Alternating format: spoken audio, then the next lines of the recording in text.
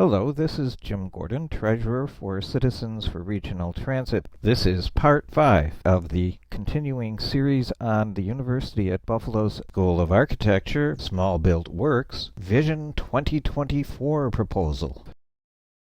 CRT appreciates and gives thanks to WBEN 930 AM radio for permission to rebroadcast the audio that they recorded. This is a replay of Professor Brad Wales' Architecture 404 class community presentation of May 15, 2024. The Vision 2024 proposal consists of 3 light rail rapid transit lines: the Belt Line, the Kensington Line, and the Airport Line. In Part 5, the presentation switches from precedents to studio standards.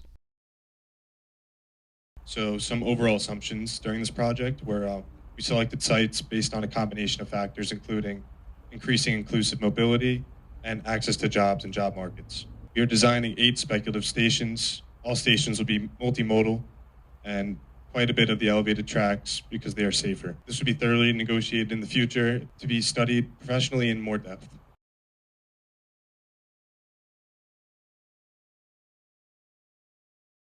Here, we have typical stairs, typical parking.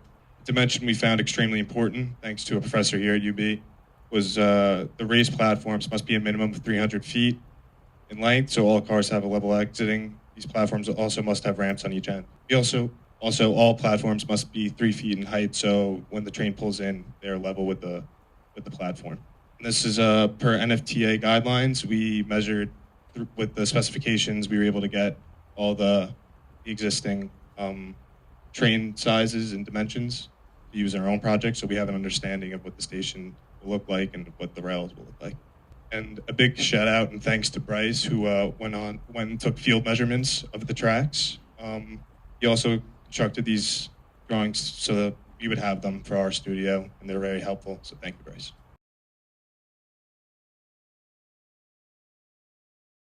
You can see that we've done a lot of work. We got lots more slides to go. We got some beautiful designs. I've been doing this type of program since 2001. Usually we do smaller projects like community fridge enclosures, and we try to build them. We transition to housing, but always the projects are community benefit projects. In applying that to this mega project, we want to still in mind where we're at in terms of the pedagogy for the students, where they're at in their educational experience, and use a sense that purpose of architecture is to take care of people. The next thing is that tonight you may not see as fancy a rendering set as we would have liked. We started renderings maybe 3 weeks ago. What we did do, though, is that we test fit each of the stations to the neighborhood. We draw sidewalks, we draw curb cuts. You'll see we draw sidewalk cracks, which is a design. And what I'm doing is prepping students for jobs.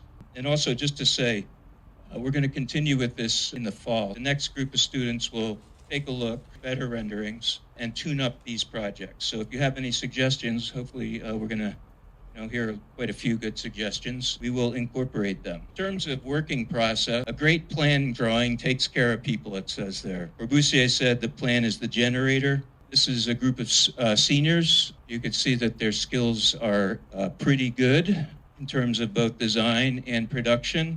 So I treat them as if we take this project on as if it's like they're ready to go into an office and start working. Process is they come up with a concept. In this case, the students decide they want this kind of hourglass-shaped station set next to a bank. That's going to be on Broadway, you'll see.